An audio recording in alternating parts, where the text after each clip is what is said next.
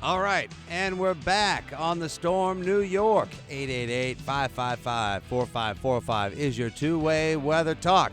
Adam Archer taking you through the midday. Of course, on the other side of the glass, we got Dave Cleggett and J.D. Marini. They're all bundled up. Lots to talk about today. Time to turn it over to you, folks. 888-555-4545 is the number. All right, our first call today, Jerry in Richmond Hill. You're up. You're in the eye of the storm with Adam Archer. What's up, buddy? Hey, Adam. Great show today. Thanks, Jerry. What's up? Yeah, I'm a big rain fan. I love the rain we're seeing here in April. I think this spring could really blow last year's off the map. And, I mentioned this to Mitch Connolly in his show last night. If the season ended today, Adam, New York City would have more days with precipitation than Chicago and Boston. What do you think about that? I'll take my answer off the air.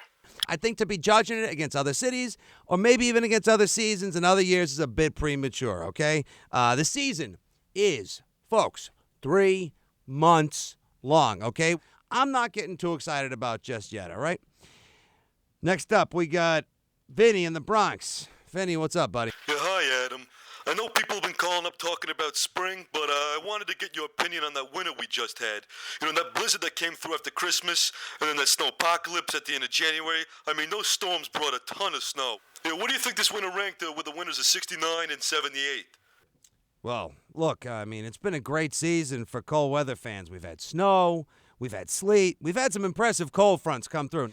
But is this winter up there among the greats? I don't know. Yeah, but what if that frozen rain that came down in March had been snow, Then what?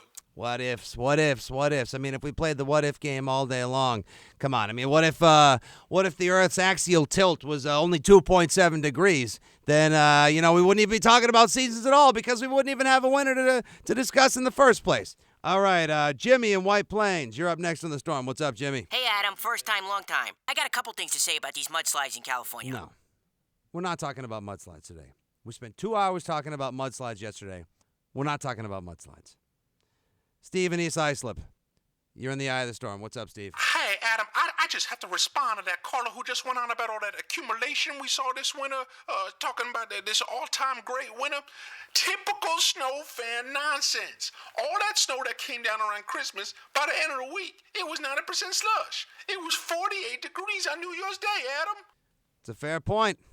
It's a very fair point you got there, Steve. You can't ignore the slush, and I'm tired of getting disrespected by these idiotic snow fans. Look, you make a fair point. I can't argue with you about the slush. The temperature got a little warmer out there on New Year's Day. The snow melted. It turned into slush.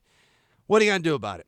All right, folks, we're up against the break. We'll be back in just a few minutes. Don't forget to tune back in. We got the 2020 temperature flash at the 3 o'clock hour. Janice Carruthers, megaweather.com. Stick around. This is 670 AM The Storm.